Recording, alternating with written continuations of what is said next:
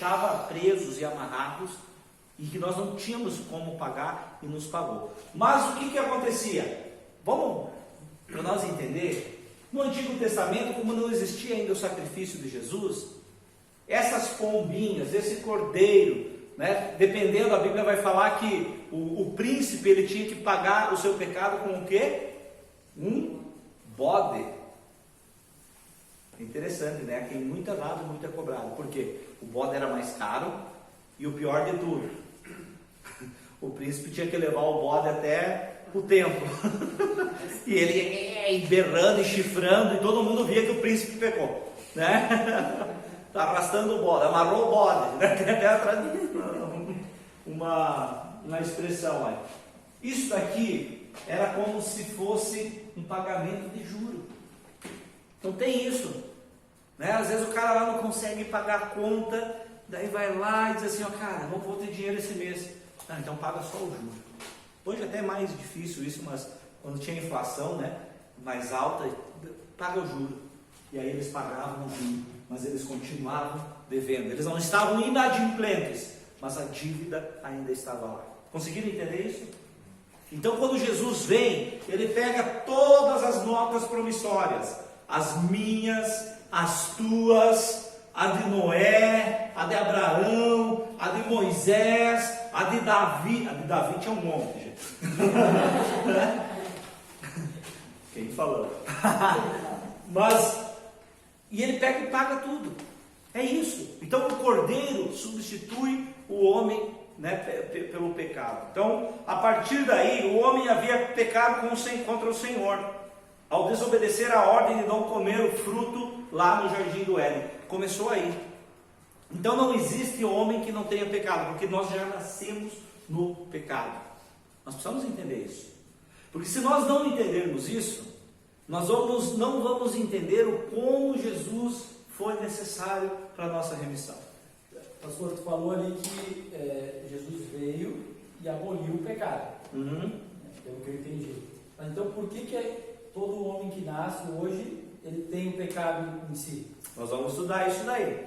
O pecado, ele foi, o pecado original, ele está abolido em Jesus, ele está pago em Jesus. Mas existe ainda uma influência desse pecado na vida de todo mundo, porque nós não somos universalistas, né? Universalista é aquele que acredita assim, Jesus morreu por todos, então todo mundo está salvo. Agora pode ir para o carnaval, pode fazer o que quiser, porque está tudo pago. Não, nós cremos num Jesus que pagou o preço, mas que também exige algumas coisas de nós para que a gente receba isso, né? Nós vamos ver, inclusive, nessa apostila aqui, a visão calvinista e arminiana. Eu sei que isso gera bastante discussão, né? Mas nós vamos ver que nas duas nós precisamos de um agir sobrenatural de Deus sobre a vida do ser humano através de Jesus Cristo, mas também de um posicionamento humano. Então assim, ó, o pecado, o pecadão, vamos chamar assim, lá de Adão e Eva, ele está pago, mas eu e você continuamos pecando. Tá? Nós continuamos pecando. E essa tendência, ela precisa... vamos botar um exemplo aqui. Uma doença que a pessoa nasce com ela, que antes não tinha cura. Agora existe uma vacina. Então a vacina já está inventada, né? Do Covid, aí vamos ver se vai ser. Ela já está pronta, ela já está fabricada, mas o camarada tem que ir lá e se submeter a tomar a dose da vacina. Senão o efeito do pecado acaba ainda prevalecendo. Mas depois nós vamos ver melhor isso, tá? Mas é mais ou menos isso aí que acontece. Mais ou menos respondido? Mais alguma dúvida? Então o homem pecou, amados, e ele abriu um precedente de morte na sua vida. Quando Deus fala assim, não comam do fruto do pecado, porque vocês vão morrer, nós temos uma ideia errada do que é morte. Para nós, morte é igual a fim. Dentro de um contexto greco-romano, né, dentro de uma principalmente uma visão ocidental. A morte para os judeus e é na própria palavra, é separação. Então, quando Deus disse que o homem morreria, Ele estava dizendo: o ser humano estará separado de Deus. Por isso que a morte de Jesus rasga o véu e nos une novamente. Então agora eu e você continuamos morrendo, é a mesma coisa do pecado. Nós continuamos morrendo aqui fisicamente, mas agora nós não estamos mais separados de Deus, né? Nós só continuamos algo que começamos aqui através da redenção em Cristo. Amém? Então, mais um pouquinho, depois vamos parar para o lanche. Então, a pessoa e a natureza de Jesus Cristo.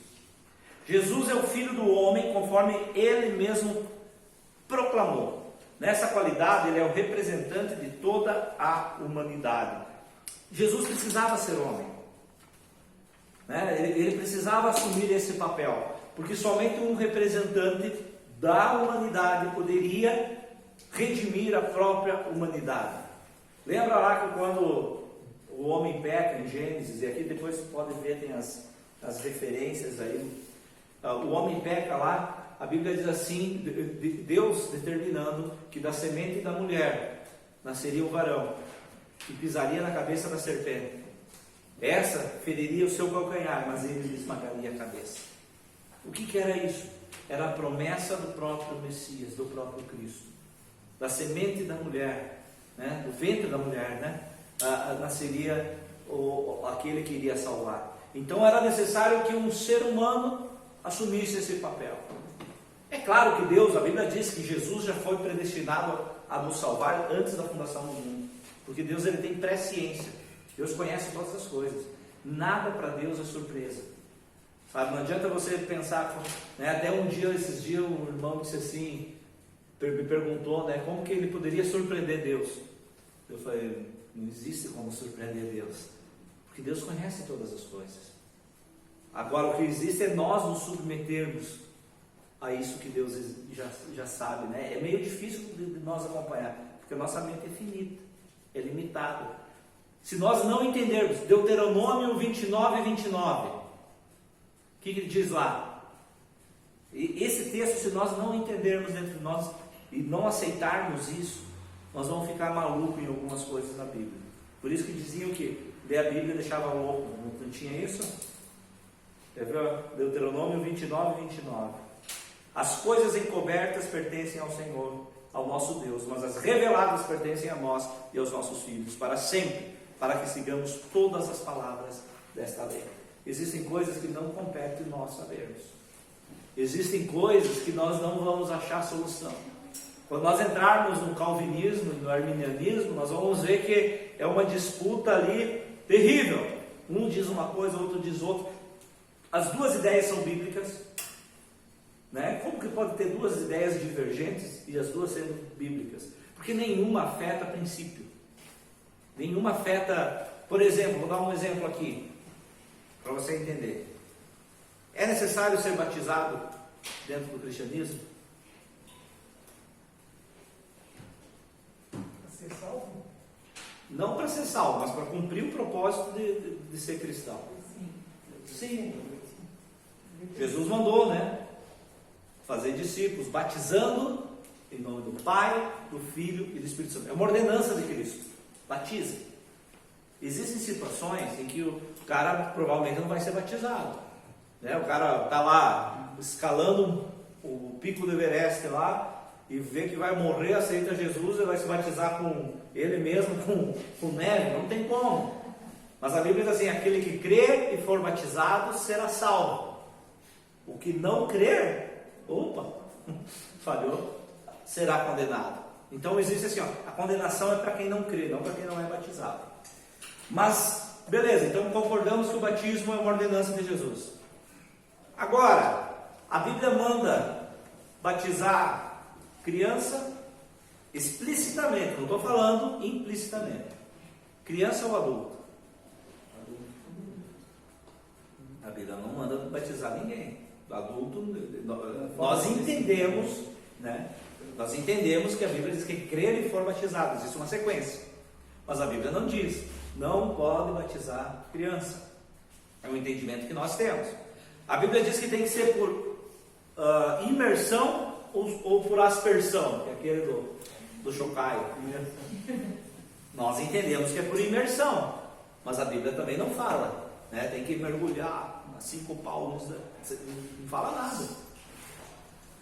Então o que isso...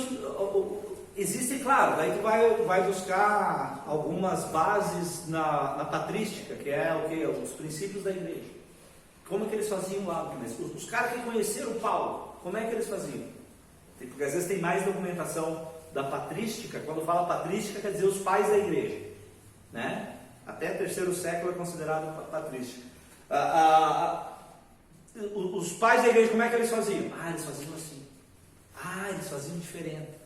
Tá, então nós começamos a perceber um modus operandi, né, de como as coisas funcionavam. Poxa, se eles conheceram os caras lá e faziam assim, então provavelmente isso é mais ou menos por aí. Mas o que a Bíblia manda fazer, nós fazemos. Agora, existem coisas que a Bíblia não é clara, para nós dizer, fechar, não, é isso.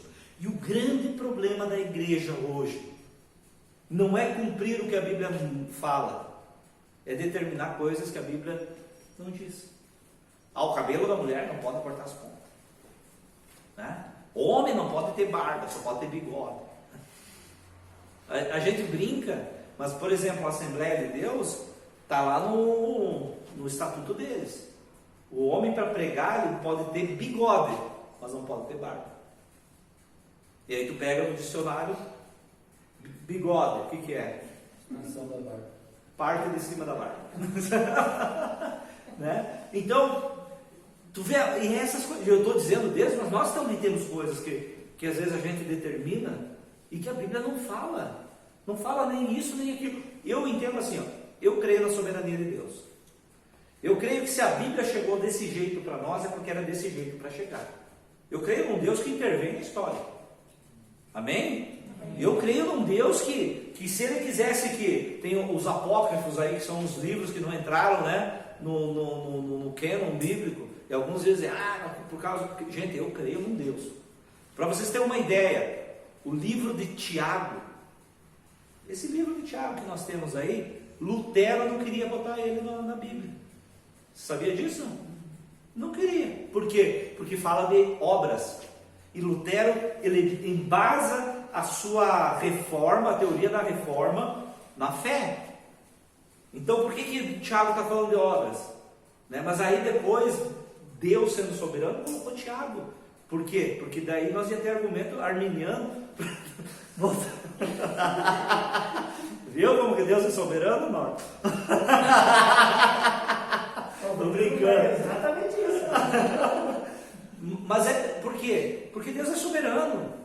Agora nós às vezes perdemos tanto tempo em coisas secundárias.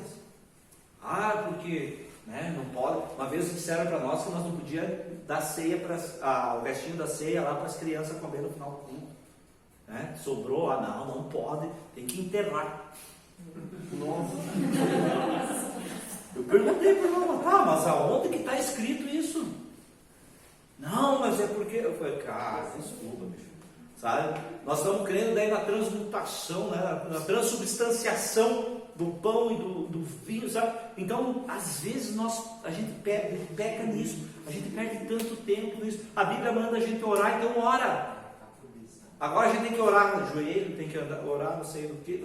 A Bíblia não... Apesar que a palavra oração significa prostrado, mendigando, né? Então existe uma... Mas às vezes a gente... extrapola nessa questão. Então assim, se nós conseguíssemos concentrar no que a Bíblia fala, nós não ia perder tempo naquilo que não fala, né? O umbigo de Adão, lembra que eu comentei no semestre passado, acho que foi, né? Houve uma discussão muito grande, não lembro se século XVII, XVIII, XIX, ali na Inglaterra, começaram a discutir, grandes eruditos e teólogos começaram a discutir se Adão tinha um umbigo ou não. Né? Porque Adão não foi nascido de mulher, né? Então não teria por que ter um umbigo. Mas daí outros diziam, não, mas ele para passar a genética tinha que ter. E aí ficavam discutindo. Tinha os pró-umbigo contra os contra-umbigo. E às vezes a gente perde tempo nisso. E a gente precisa realmente ter essa percepção. O que a Bíblia fala? Quem falou? Lá no Goiás. Lá no Goiás? Então era necessário que Jesus fosse homem de verdade. Por isso, a Bíblia diz, era aqui que eu queria entrar, né? Deu uma devagada. Por que a Bíblia fala assim que Deus olhou e não achou um justo sequer sobre a terra, né? É claro que Deus não ficou procurando, será que isso vai ser justo? Não vai dar. Agora aquele, não. Davi vai bater, né? Não, Deus sabia, é uma maneira para a gente entender. A Bíblia, muitas vezes, ela vai usar de metáforas, de tipos, né, de linguagem, de simbologia, para a gente entender. Por exemplo, e a gente tem que cuidar muito da tradução da Bíblia. Tem uma tradução da Bíblia que vai dizer, lá, acho que é Levíticos, estava até ouvindo agora há pouco, que vai dizer assim que todos os pássaros que os judeus não poderiam comer. E entre os pássaros está morcego. Morcego é pássaro? Não é um mamífero alado, né? Mas ali, poxa, então erraram nisso. Primeiro, que poderia ter errado, porque se para o judeu era pássaro, não adiantaria botar um mamífero alado, né? Mas não é. A tradução do hebraico diz animais que voam. A palavra é isso.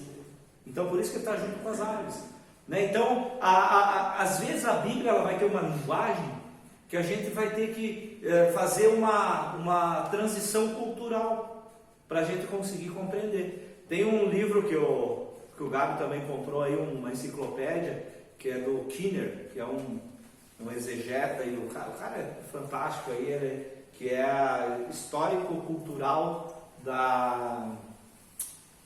Como é que é? Vida Nova. É um box com 2 livros, Antigo e Novo Testamento. Se você tiver interesse, não é tão barato assim, mas é muito legal. Porque tu pega ali, ele vai pegar ele pega todos os textos da Bíblia, não é versículo por versículo, mas é tipo textos importantes da Bíblia. E aí ele vai dar uma visão cultural daquilo lá. Pega lá 1 Coríntios, que vai falar lá, Paulo falar sobre as mulheres, né? Que a mulher tem que ter o cabelo como véu e não sei o que. Aí tem pessoas que fazem doutrina a partir disso. Ele vai mostrar lá por que isso acontecia, qual que era a questão cultural, social daquela época, por que isso não pode ser hoje colocado como doutrina, né? Então são todas essas coisas, é um material muito legal. Depois eu mando no grupo aí, se alguém tiver interesse, é muito legal, é bem interessante para ter. Esse aqui também, ó, esse aqui é baratinho, ó. Baratinho, né? Apenas Dá R$59, não é caro. Por um catatal desse aqui, né? Esse daqui é um dicionário teológico. O que é isso? É um dicionário que diz assim, vou pegar Jesus, ele vai dar uma definição de Jesus. Calvinismo, ele vai dar uma definição de calvinismo. Não é um dicionário bíblico. O dicionário bíblico, aí tu vai lá pegar dracma, o que é? Esse é um dicionário teológico. Então daí ele vai te dar aqui cristandade. Abrir aqui, ele vai dar a definição, né? Então é bem legal também ter isso aqui. Eu peguei para depois, eu achei que nós ia chegar mais à frente aqui que eu ia conseguir usar ele. Então, amados, ele é o Filho de Deus, é o único. Ele veio para redimir uma raça. Ele veio para ser o novo Adão. O Adão antigo pecou, faliu, desistiu, né? E ele vai nos dar então esse entendimento. Veja só aqui, só para finalizar, e nós vamos para o lanche. O obstáculo a impedir a perfeição da humanidade era o pecado, o qual ao princípio privou Adão da glória e da justiça original. Para nos resgatar da culpa do pecado, de seu poder, o Filho de Deus morreu como sacrifício expiatório. Uma das ilustrações que eu mais gosto disso aqui é isso aqui. Aqui era a humanidade. O homem e Deus. Tá? Nós tínhamos um acesso livre com Deus. A Bíblia diz que Deus, todas as tardes, ia, né, ter com o homem, ter comunhão. Quando o pecado vem, ele rompe isso. Ele cria uma brecha. Veja só. O pecado, né, ele rompe com isso. Existe uma ruptura. Agora o homem não consegue mais chegar a Deus. Mas a Bíblia diz que Jesus, ele veio para restaurar aquilo que havia se perdido. Jesus é a ponte. Né? E hoje a gente também tem livre acesso com Deus. Amém? Vamos lá? A tia da merenda ali está. Pega a bichinha do lanche.